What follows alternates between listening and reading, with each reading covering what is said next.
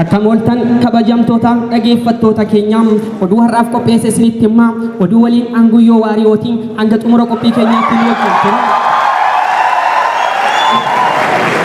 Waan addunyaa tan xumuraaf gamaa jirtuun kalees biraat gool tuqubseeroo injifatan. Biyyi Afrikaa gurraachonni Afrikaa dhiyaarraa kan bakka buute Kaameroon goolii tuqubseeroo biraat tolche.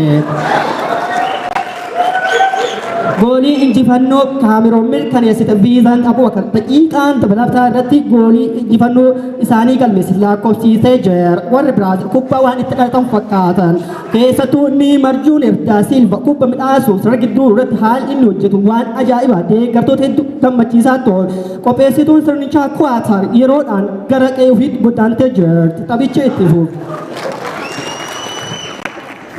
Keessattuu taphoonni eega kanaan booda taphoonni hedduun amma nuusa xumuraatiin waan gaan fakkaatu Neezerlaand jechuun Virgil van Dijk fa'aan kan durfamtu USA waliin Arjentiinaan Lionel Messi akkasumas Awustiraaliyaa waliin ramadamtee jirti. France Poland waliin England Senegal wajjin ramadamtee jirti. Keessattuu bakka buutonni Afrikaa jechuun biyyoonni lama Senegal Moroccoon nuusa kanaaf darbanii jiran. Haaluma kanaan Senegalii fi England kan waliin ramadaman yoo ta'an mucaa gurraacha Naajeeriyaa dhalti Ingilizii guutate jechuun Bukayo Saka sarara fuulduraa irratti gahumsa ajaa'ibaa irratti argamuun kilaboota Senegaaliif soda guddaa ta'ee jira. Jaapaan Kirooshaa wajjin ramadamte. Biraazil Saawuz Kooriyaa gama kootiin Biraazil Saawuz Kooriyaa kana irratti waan taphattu jira. Kooriyaan kibbaa kanaan dur mo'amuun isiin ni yaadatama. Kooriyaan kibbaa niikuleer boombii oomishuu malee kubba waan beektuuf fakkaatu. Biraazil garuu kubbaa bakka itti dhalate itti guddate jedhamee beekama. Neymar Junior da Silva, Vinicius Junior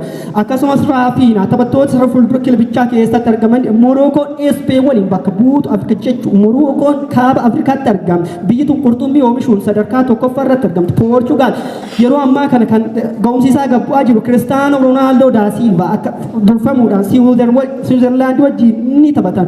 Kabajamtoota dhaggeeffattoota keenya oduu har'aaf qopheesse ishee kana fakkaatu waan hordofaniif galatoom.